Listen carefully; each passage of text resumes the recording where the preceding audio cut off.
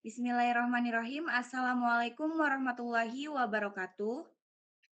Waalaikumsalam warahmatullahi wabarakatuh. Om Swastiastu, Namo Buddhaya, dan salam kebajikan bagi kita semua. Yang saya hormati Ibu Sari Musrifa, SST MKes, selaku instruktur praktikum kimia klinik lanjutan, dan teman-teman sekalian yang berada di forum ini yang sangat saya banggakan. Baik, pada kesempatan kali ini, kami kelompok 2 akan mempresentasikan hasil diskusi kami mengenai materi yang telah diamanahkan kepada kami yang berjudul pemeriksaan T4. Next. Baik, berikut merupakan nama-nama anggota dari kelompok 2. Yang pertama ada Ayu Caca Aminah, yang kedua ada Jesvita Maharani, yaitu saya sendiri sebagai moderator yang akan memimpin jalannya presentasi pada kesempatan kali ini. Yang ketiga ada Nur Alvina Azizah, yang keempat ada Anugrah Ramadan, yang kelima ada Yusmiani Asti, yang keenam ada Rizky Awalia, yang ketujuh ada Siti Lailatul Israfiyah, dan yang ke-8 ada Indah Wahyuningsi, yang ke-9 ada Rizky Amelia, yang ke-10 ada Cesha Yumna Salsabila, yang ke-11 ada Friska Oktaviani Agustin, yang ke-12 ada Retno Ayu Wulandari, dan yang terakhir adalah Andi Sriwahyuni. Baik, untuk mengefisienkan waktu, langsung saja saya persilakan kepada Saudari Nur Alvina Aziza untuk memaparkan materinya sebagai pemateri pertama. Baik, terima kasih. Tiroksin atau T4 merupakan hormon tiroid utama yang diproduksi oleh kelenjar tiroid. Hormon ini berperan penting dalam mengatur metabolisme tubuh termasuk pengaturan detak jantung, suhu tubuh, dan pemecahan makanan menjadi energi.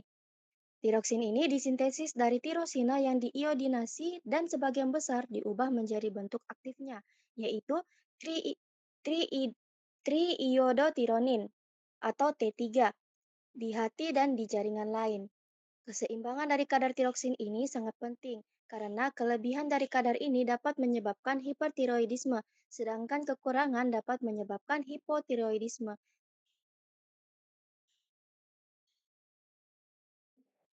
Selanjutnya, peran T4 atau tiroksin. Tiroksin adalah hormon tiroid yang mengatur metabolisme tubuh, mempengaruhi detak jantung, pernapasan, dan suhu tubuh. T4 perlu diubah menjadi T3 untuk aktif.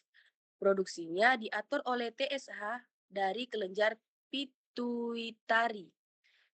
Ketidakseimbangan T4 dapat menyebabkan hipotiroidisme atau hipertiroidisme yang mempengaruhi kesehatan sehingga pemantauan T4 penting untuk diagnosis dan pengelolaan gangguan tiroid. T4 mengatur metabolisme tubuh dan perlu diubah menjadi T3 untuk aktif dan ketidaksamaan T4 dapat menyebabkan hipotiroidisme atau hipertiroidisme yang mempengaruhi kesehatan.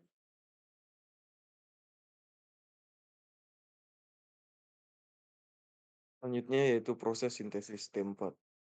Sintesis hormon T4 dimulai dengan penangkapan ion iodium dari arah ke sel folikel tiroid melalui protein natrium atau iodium symporter (NAS) dan diangkut ke koloid di lumen folikel.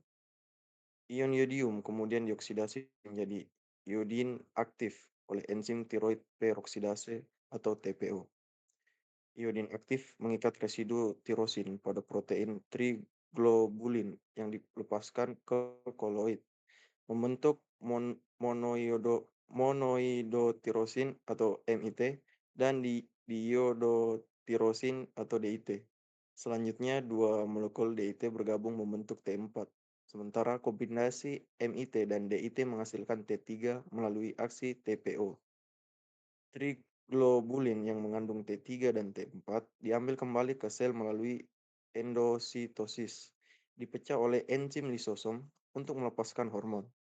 T3 dan T4 kemudian diekskresikan ke darah dan diangkut ke jaringan tubuh menggunakan protein pengikat seperti TBG, transtiretin, dan albumin. Selanjutnya adalah regulasi produksi dari T4.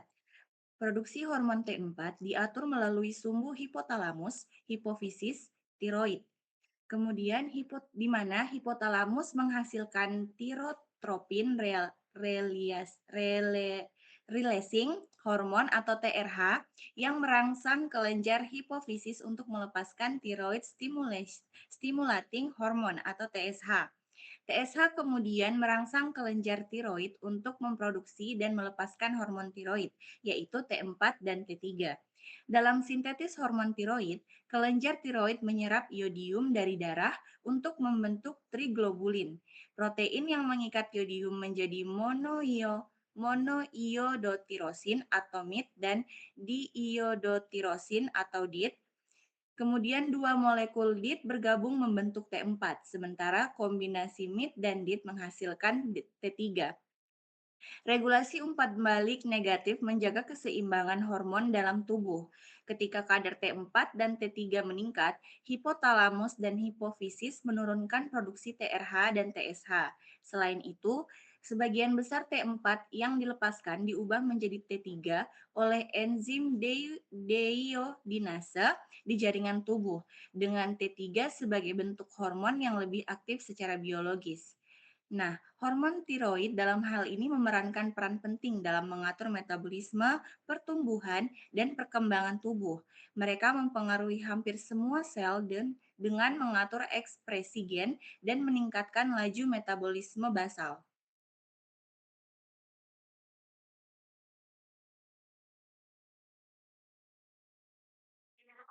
Selanjutnya ada tujuan pemeriksaan T4 untuk menilai fungsi kelenjar tiroid. Yang pertama, diagnosis kondisi tiroid, yaitu hipertiroidisme. Kadar T4 tinggi, gejalanya penurunan berat badan, cemas, jantung berdebar, intoleransi panas. Yang selanjutnya ada hipotiroidisme. Kadar T4 rendah, gejalanya lelah, berat badan naik, kulit kering, intoleransi dingin. Tujuan yang kedua untuk pemantauan pengobatan. Pasien gangguan tiroid memerlukan pemeriksaan untuk menjaga kadar hormon tetap normal selama terapi. Tujuan ketiga yaitu evaluasi masalah tiroid sekunder. Dalam kasus yang jarang, pemeriksaan T4 juga digunakan untuk mengidentifikasi gangguan pada kelenjar pituitari atau hipotalamus yang mempengaruhi produksi hormon tiroid. Baik, selanjutnya adalah jenis pemeriksaan T4. Pemeriksaan T4 dilakukan melalui pengambilan sampel darah dengan rentang normal FT4 untuk dewasa 0,7 hingga 1,9 Ng per dl dan anak-anak 0,9 sampai 2,3 Ng per dl. Hasil tinggi menunjukkan hipertiroidisme, sedangkan hasil rendah menunjukkan hipotiroidisme.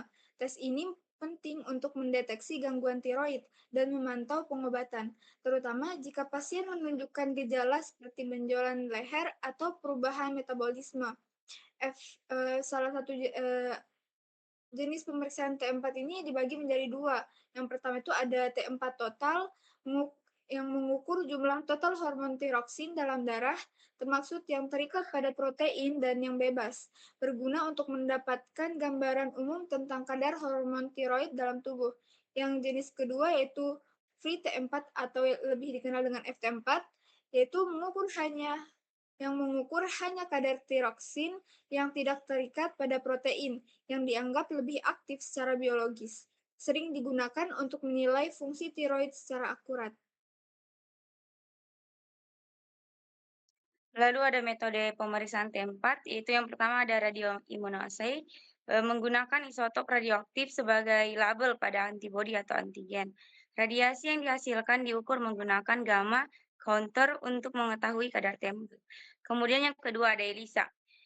ELISA menggunakan prinsip antigen antibodi berlabel enzim. Serum pasien ditambahkan ke sumur berlapis antibodi. Substrat ditambah setelah reaksi menghasilkan warna yang diukur dengan spektrofotometer. Kemudian yang ketiga ada electrochemiluminescence immunoassay. Kombinasi imunokimia dan elektrokimia.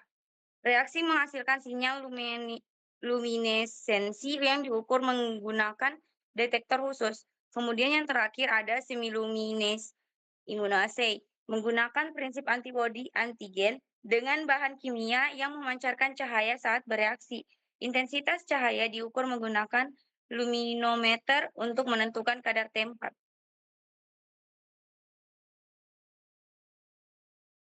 Kemudian selanjutnya untuk interpretasi hasil dari pemeriksaan T4 ini, T4 yang tinggi seringkali menunjukkan hipertiroidisme, tiroiditas, atau nodul tiroid toksik. Sebaliknya, T4 yang rendah dalam darah dapat mengindikasikan hipotiroidisme, malnutrisi, atau gangguan pituitari. Nah, normalnya, rentang T4 total untuk orang dewasa adalah 5,0 sampai 12,0 mikrogram per desiliter, dan untuk T4 bebas, normalnya sekitar 0,8 sampai 1,8 nanogram per desiliter. Nah, interpretasi hasil dari T4 ini harus mempertimbangkan hasil TSH dan T3 untuk diagnosis yang lebih akurat.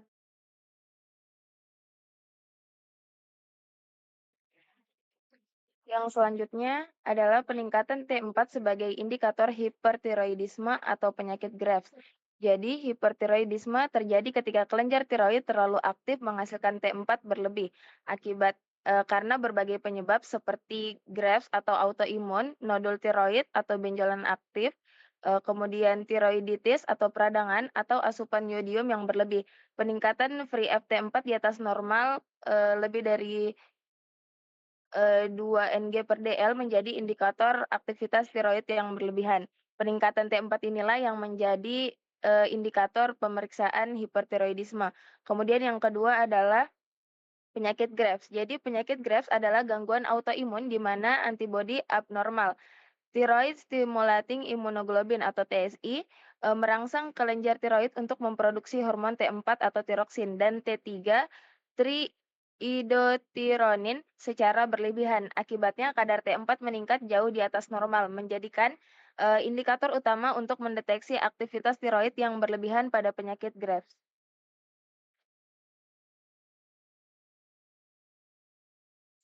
Baik, selanjutnya penurunan T4 sebagai indikator hipotiroidisme atau defisiensi iodium. Pada hipertiroidisme ditandai oleh peningkatan T4 atau T3 dan penurunan TSH. Penurunan T4 pada hipertiroidisme dapat disebabkan oleh pengobatan antitiroid atau kondisi seperti sindrom penyakit non-tiroid. Nah, pada defisiensi iodium, penting untuk sintesis hormon tiroid. Kekurangannya menyebabkan penurunan T4, peningkatan TSH, dan dapat memicu gondok. Dalam defisiensi kronis, tubuh memproduksi lebih banyak T3 sehingga T4 menurun, tetapi T3 tetap normal atau meningkat.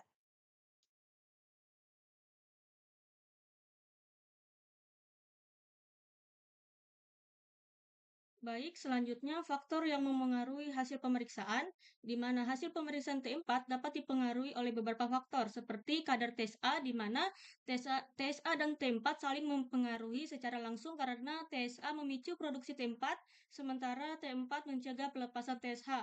Dan faktor lainnya yaitu obat-obatan seperti kortikosteroid, litium, dan heparin. Ada juga gangguan hati atau ginjal, penyakit autoimun, kehamilan, dan kekurangan atau suplementasi yodium, dan obat seperti amiodaron juga dapat mengganggu metabolisme tiroid.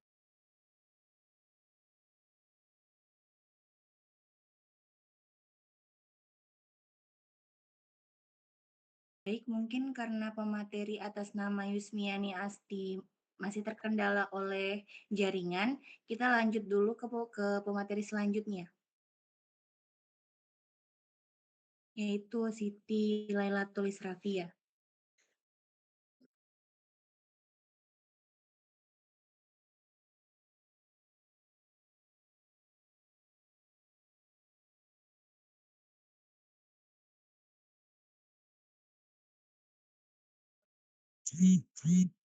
Selanjutnya, aplikasi klinis pemeriksaan T4 dalam monitoring terapi atau diagnosis gangguan tiroid. Pemeriksaan T4 atau tiroksin memiliki aplikasi klinis yang penting dalam diagnosis dan monitoring terapi gangguan tiroid. Hormon tiroksin adalah salah satu hormon utama yang dihasilkan oleh kelenjar tiroid dan memiliki peran kunci dalam metabolisme tubuh, termaksud pengaturan suhu tubuh, detak jantung, serta metabolisme lemak, protein, dan karbohidrat. Pemeriksaan kadar T4 dapat membantu dokter mengevaluasi fungsi kelenjar tiroid dan menentukan apakah terdapat gangguan seperti hipotiroidisme atau fungsi tiroid rendah atau hipertiroidisme, fungsi tiroid berlebih. Dalam diagnosis gangguan tiroid, pemeriksaan T4 sering dilakukan bersamaan dengan pemeriksaan TSH. Kadar T4 yang rendah biasanya mengindikasikan hipotiroidisme, di mana kelenjar tiroid tidak cukup memproduksi hormon yang dibutuhkan tubuh. Sebaliknya, kadar T4 yang tinggi menunjukkan kemungkinan hipertiroidisme, di mana kelenjar tiroid terlalu aktif memproduksi hormon.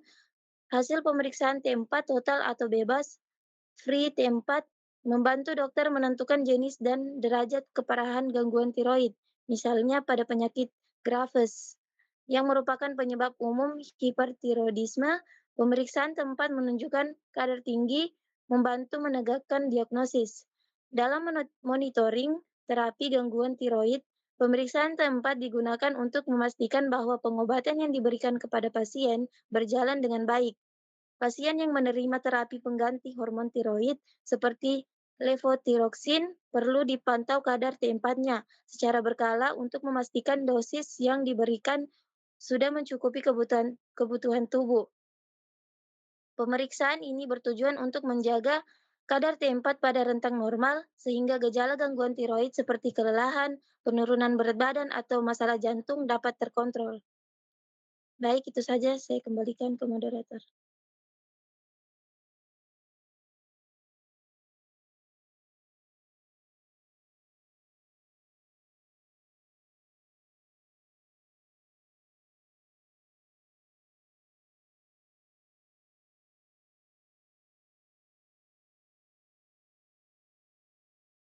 Baik, terima kasih kepada seluruh pemateri. Moderator izin ambil alih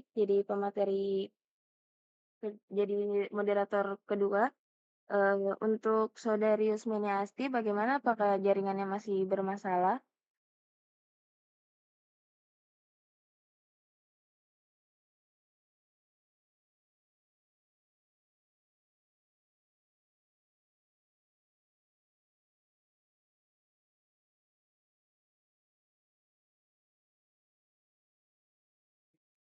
Baik, sepertinya Saudari Asti jaringannya bermasalah. Saya persilakan kepada pemateri Nur Alvina Aziza Buberanda untuk membacakan materi terkait pengaruh obat-obatan terhadap pemeriksaan T4. Baik, pengaruh obat-obatan terhadap pemeriksaan T4. Yang pertama, radioterapi. Pada pasien dengan tumor kepala dan leher, radioterapi dapat menyebabkan hipotiroidisme. Terdapat studi yang menunjukkan adanya peningkatan kadar TSH dan penurunan kadar T4 setelah radioterapi akibat paparan tiroid terhadap radiasi. Kemudian ada metabolisme tiroid. Obat seperti litium, amiodaron, dan glukokortikoid dapat mengganggu produksi atau metabolisme T4. Dan yang terakhir ada terapi pengganti hormon atau anti-tiroid. Obat anti-tiroid seperti metimazol digunakan untuk menurunkan kadar hormon tiroid pada pasien hipertiroidisme. Sebaliknya, terapi pengganti seperti levothyroxine meningkatkan kadar T4 pada pasien hipotiroid.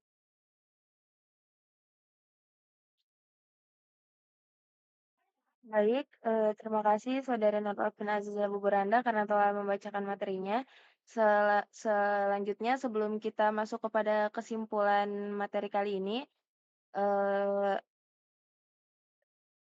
selanjutnya kita akan menyaksikan video terkait pemeriksaan T4.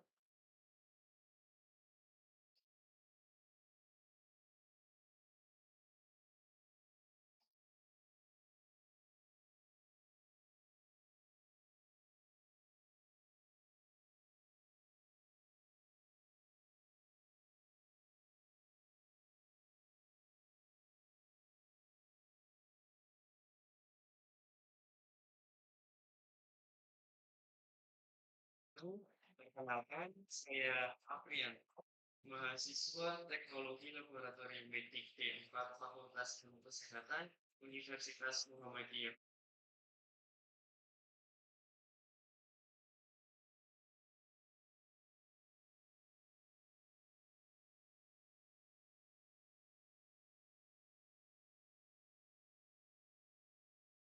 saya akan melakukan pemeriksaan default dengan menggunakan alat isi plus.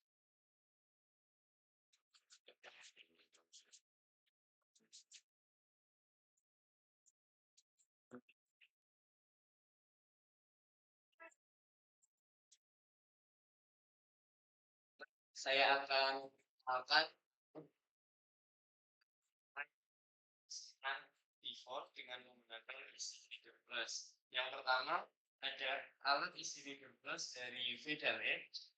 Kemudian yang berikutnya ada micropipette.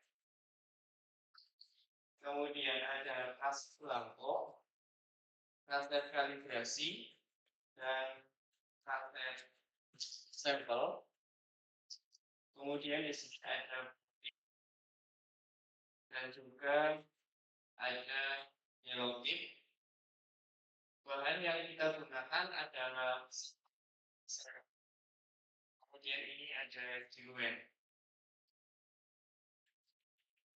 Oke, langkah yang selanjutnya adalah pemeriksaan atau cara kerja dari pemeriksaan default. Yang pertama adalah kita nyalakan alat Vedale-nya terlebih dahulu. Tombol powernya ada di bagian belakang alat. Kita tekan agak lama. Kemudian akan muncul tampilan seperti ini. Ya, yang berikutnya adalah kita lakukan QC dengan cara kita memasukkan si blanco. Posisinya adalah posisi untuk lubang sampel berada di sebelah kanan. Kita masukkan, kemudian lakukan start blank.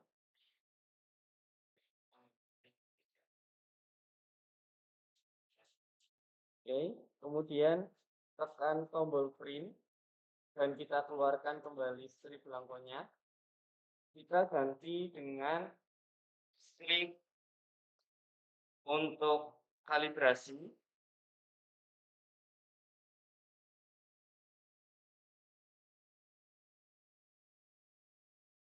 Kemudian tekan tombol start calibration. Oke. Kita tekan tombol print kembali. Oke, baiklah. Sini dapat kita sesuaikan hasil dari kalibrasinya. Masih masuk ke dalam range. Oke.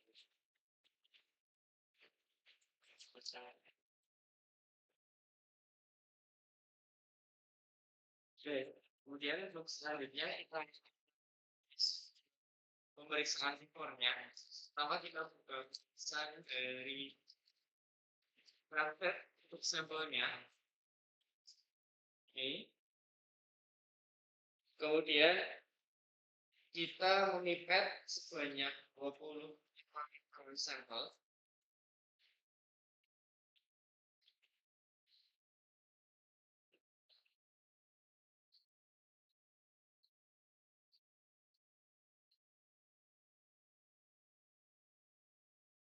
Masukkan ke sumuran sampel.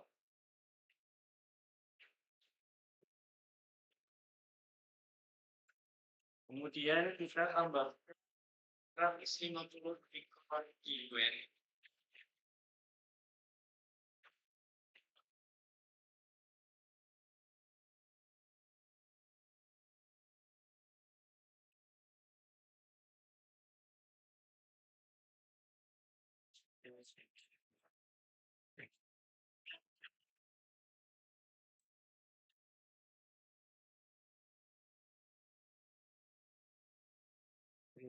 Untuk basarnya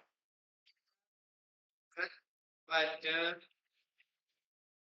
alat isi readernya. Pada menu total default, kita klik tombol yang berwarna hijau. Kemudian kita masukkan kaset sampelnya.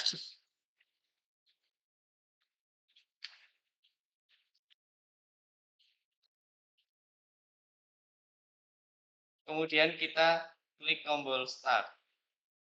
Nah, di sini akan muncul nama pasiennya atau boleh masukkan ID dari pasiennya.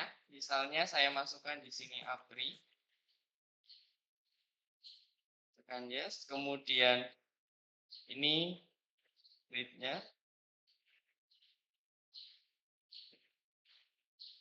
Ini.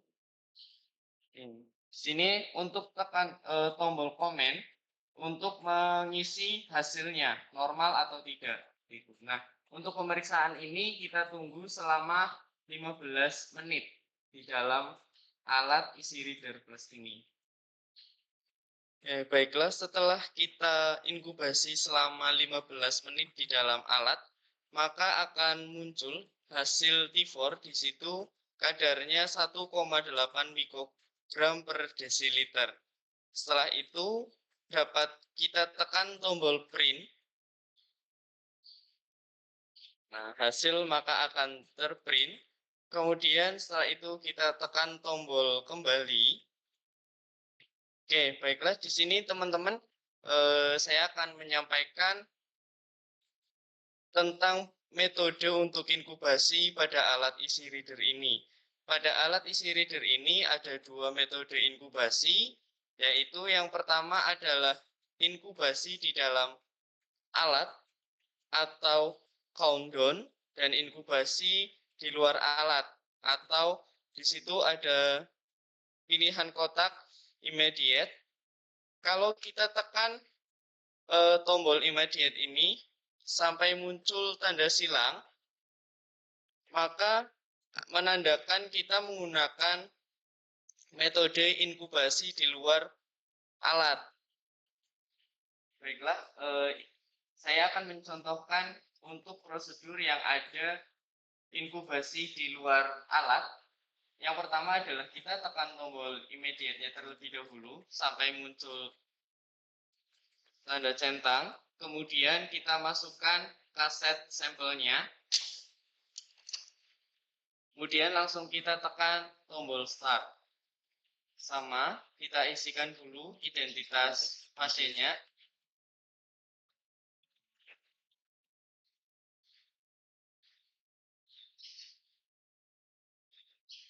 Oke. Nah, setelah ini akan langsung muncul hasilnya. Itulah bedanya metode countdown dan metode immediate.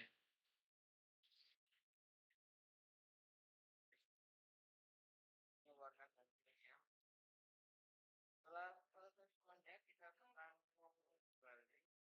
Kemudian untuk matikan alatnya, kita langsung tekan tombol power yang ada bagian layar.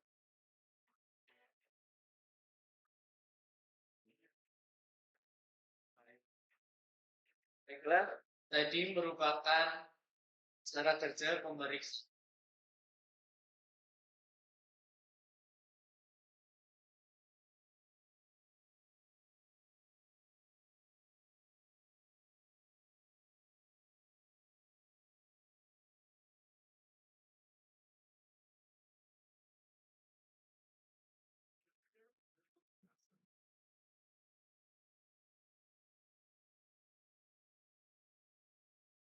Baik, itulah tadi penampilan video terkait pemeriksaan T4. Selanjutnya, mohon izin apakah ada yang bisa share screen?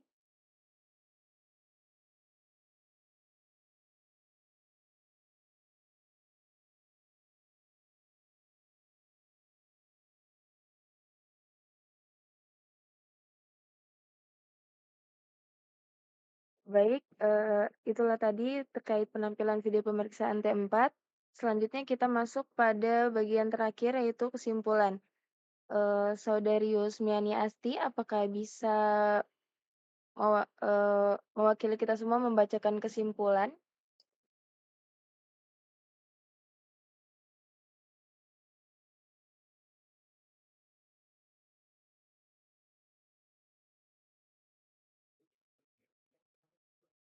Baik, sepertinya Saudari Yusmiani Asti masih terkendala dengan jaringan. Untuk itu, saya akan membacakan kesimpulan presentasi pada hari ini. Jadi, Tiroksin atau T4 adalah hormon tiroid yang dihasilkan oleh kelenjar tiroid, berperan penting dalam mengatur metabolisme tubuh dan mempengaruhi hampir semua sistem tubuh. Proses sintesis T4 melibatkan penyerapan iodida dan pengikatan trigobulin yang diatur oleh umpan balik hipotalamus hipofisis. Kemudian pemeriksaan T4 digunakan untuk menilai fungsi tiroid dengan interpretasi hasil yang menunjukkan hipertiroidisme atau hipertiroidisme. Faktor-faktor seperti obat-obatan dan kondisi kesehatan dapat mempengaruhi hasil pemeriksaan. Monitoring T4 penting dalam diagnosis dan terapi gangguan tiroid termasuk penyakit Graves dan defisiensi iodium. Baik, mungkin itu saja penampilan presentasi dari kelompok 2 terkait pemeriksaan T4 pada kesempatan kali ini. Kurang dan lebihnya mohon dimaafkan. Saya moderator pamit undur diri. Billahi taufiq wal hidayah. Wassalamualaikum warahmatullahi wabarakatuh. Waalaikumsalam warahmatullahi wabarakatuh. Waalaikumsalam warahmatullahi wabarakatuh. Wabarakatuh. Nah, sambil mati.